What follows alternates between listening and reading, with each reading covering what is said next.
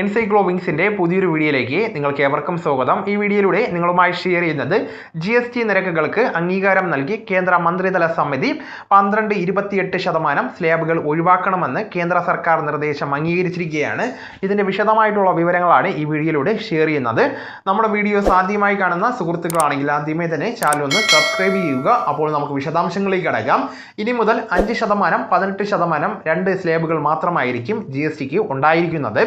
കേന്ദ്ര മന്ത്രിമാരുടെ ഉപസമിതിയാണ് ഇപ്പോൾ ഇത് അംഗീകരിച്ചിരിക്കുന്നത്. GST കൗൺസിലിൽ നിന്ന് ഇനി അംഗീകാരം ലഭിക്കേണ്ടതായിട്ടുണ്ട്. നിലവിൽ 12% നികുതിയുള്ള ഇനങ്ങളിൽ 5% സ്ലാബുകളിൽ ഉൾപ്പെടുന്നതാണ്.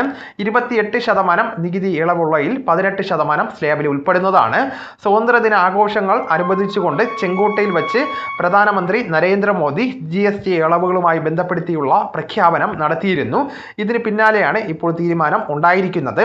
ആഡംബര കാറുകളുടെ നികുതി 40% താഴെയായിട്ട് നിജപ്പെടുത്തുവാനായിട്ട് തീരുമാനമെടുത്തിരിക്കുകയാണ്.